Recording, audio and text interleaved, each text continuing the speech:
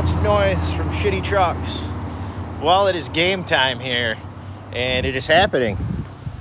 There it is, the 4-port MSP bridge-ported motor, Frankenstein, the FC front cover.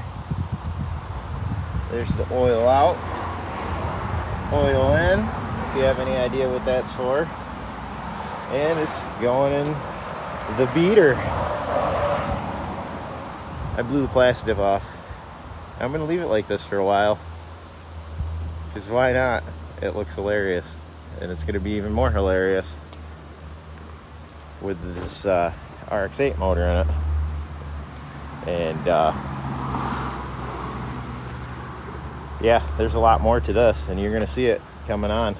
So the nitrous is still hooked up in the car, so we are gonna run it NA first, then we're gonna probably run it nitrous, and then we're gonna wait for a concrete truck, and then we're probably gonna run it boosted.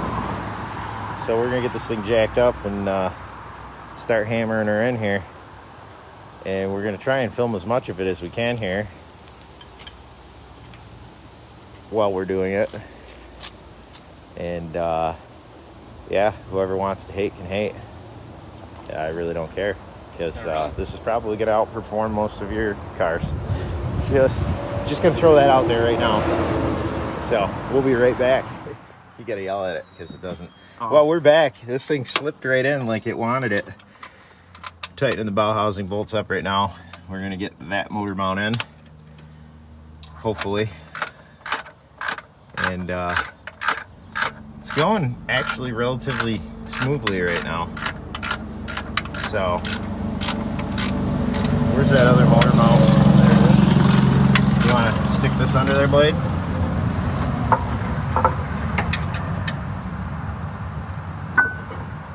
Okay.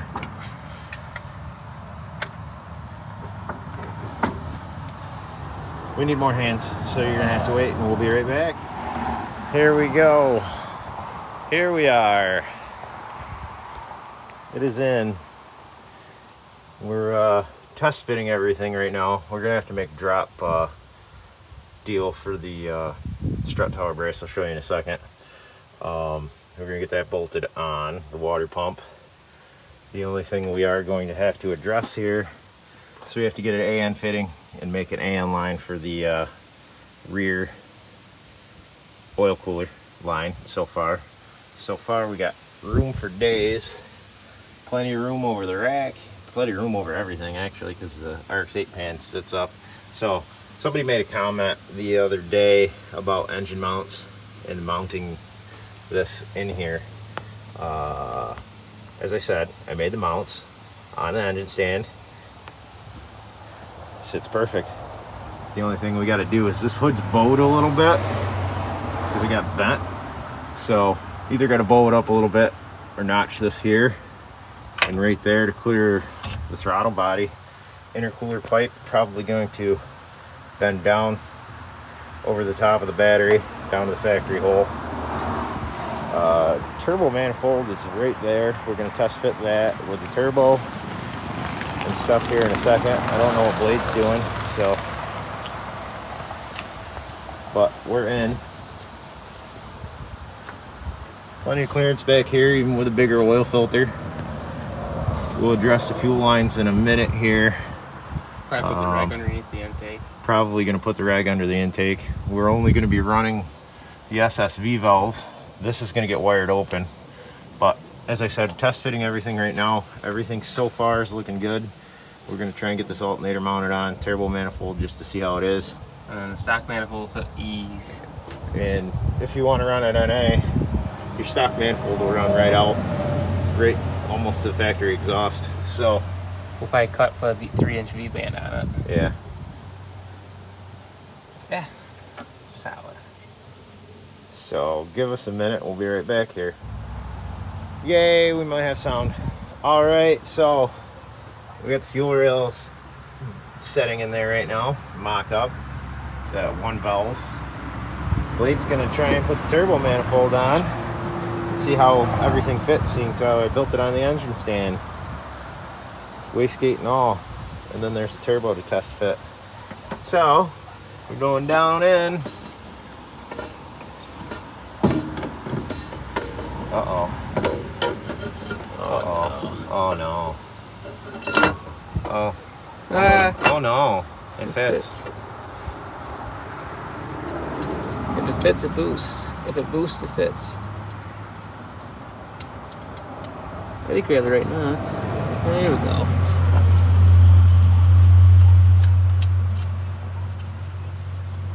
It's one on for test fit.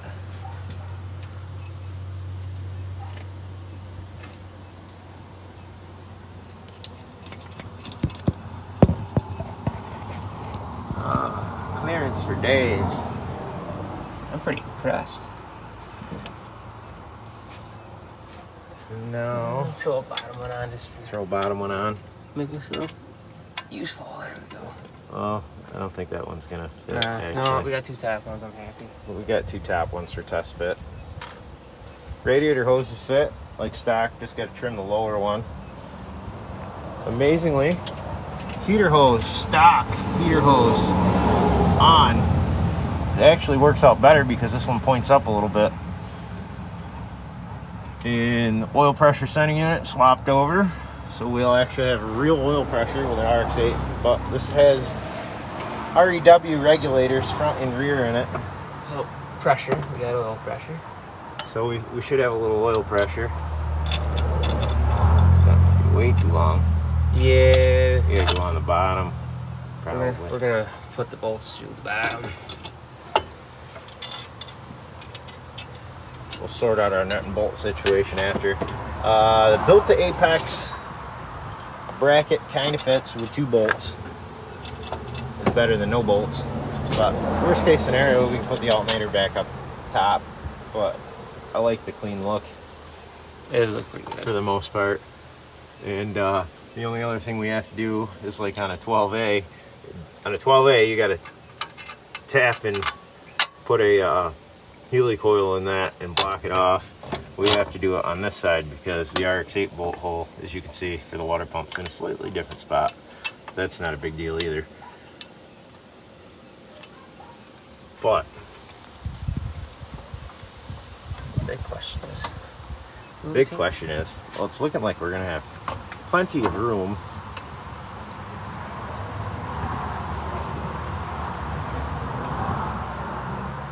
Oh, I can zoom out. There we go. Now we can see what we're doing. Now we just got to snug it up.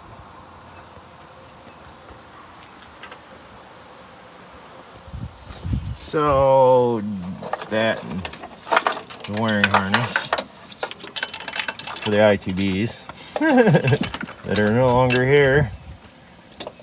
We'll be changing that. That's our alternator wire. And we have room for days. We could put a fucking almost a 5-inch downpipe in this if we wanted to. Look at that. You like the cool kids just do a hood dump. Yeah, it'd be a cool kid to do a hood dump. Right. And we got room for a substantially larger turbo. Pretty sure.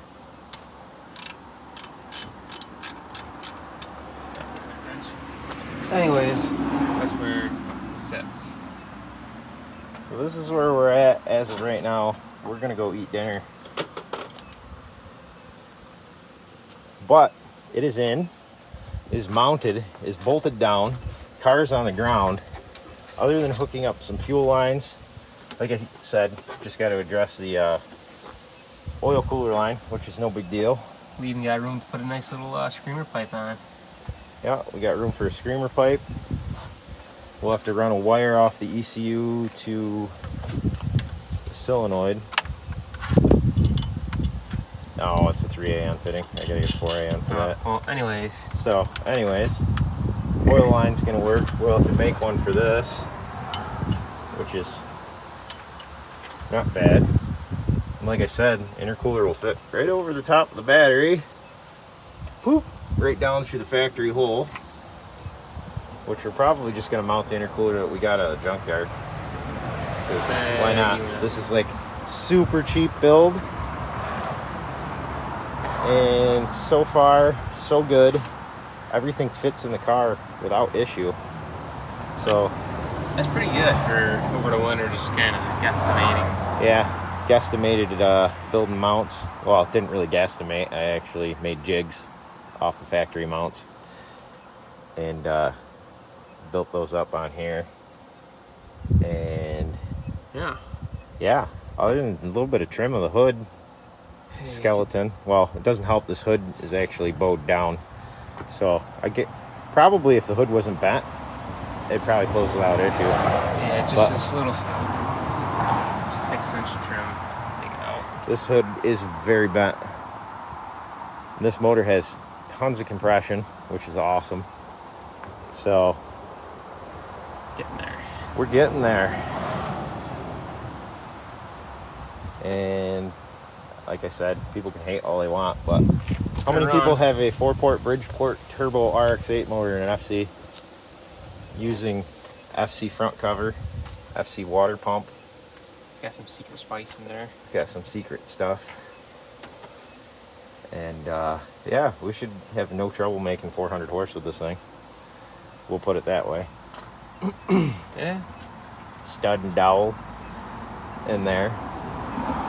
So, first things first, we're probably going to smoke the transmission or the clutch because it's the NA.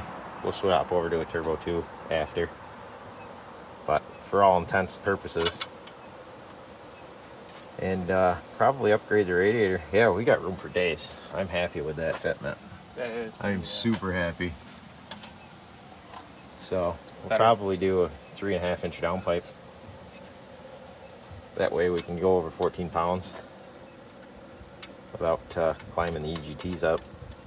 That's a .96 AR exhaust on that turbo. So there it is in the car. There, yeah, cool. And we're gonna go get dinner now. So peace out.